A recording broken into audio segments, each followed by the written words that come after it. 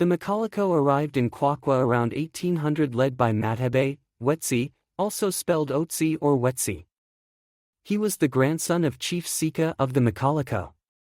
They left a place called Thaba Koloko, which is near Standerton in Mpumalanga, and settled at Thaba Kolo near Bethlehem, Free State. Wetsie then went ahead to look for another place, and that is when he decided that he and his people would settle in WITSIESHOEK. They first moved at the foot of a mountain called Fika Patso, Split Rock, before moving to Malamang near where the old Kwakwa government building was situated, which now seats the offices of the Tabo Mafitsanyana District Municipality. It was while living in Malamang that Wetsie discovered a cave near Menantia village. This cave became a cattle post. Voortrekker settlers moved closer to where WITSIESHOEK was situated, establishing their farms along the boundaries. At first, these two groups lived well side by side. This area was first known as Fofung, meaning the place of the elands, due to a large number of elands found in the area.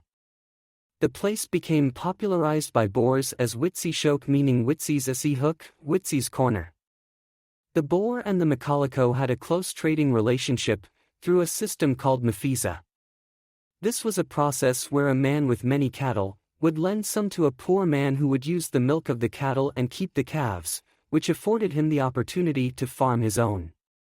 In return, the poor man would take care of the cattle of the rich man and owe him loyalty. This system was popularized by King Moshoeshoe during the Mfikane/Difakane Wars. The Boers did not keep their promise of returning the cattle loaned to them by MAKHOLOKOE. This is viewed as the reason for the conflict between the two parties. A battle soon ensued between MAKHOLOKOE and the Boer farmers over the issue of cattle being stolen. Farmers reported Wetsie to Major H.D. Warden, who was in charge of the Orange Free State after it was annexed by the British in 1848. Warden then gave orders to Wetsie to instruct his people to return the allegedly stolen cattle, but Wetsie refused, denying the allegations. Warden then ordered Wetsie and his people to vacate the area. King Moshoeshoe was called in to intervene. He requested Wetsie to return the stolen cattle, for the sake of peace, and he offered him land to settle in Lesotho with his followers. Wetsie declined the offer. Complaints about the MAKHOLOKOE's raiding and lifting kept flooding the office of Joseph Orpen, who was the Volksraad representative in Harrismith. On May 12, 1856, 2 years after the signing of the Bloemfontein Convention, the order to expel Wetsie and his people was executed. A Republican armed expedition led by Commandant L.R. Botha and Field Cornet F.J. Senekal drove the MAKHOLOKOE from WITSIESHOEK and captured their cattle, horses, and sheep. 2 expeditions were sent, one being in May and the other in June of the same year. This marked the first armed conflict between the whites and blacks in the area. Wetsie used this cave as a hideout after he and his people were attacked by the Boers.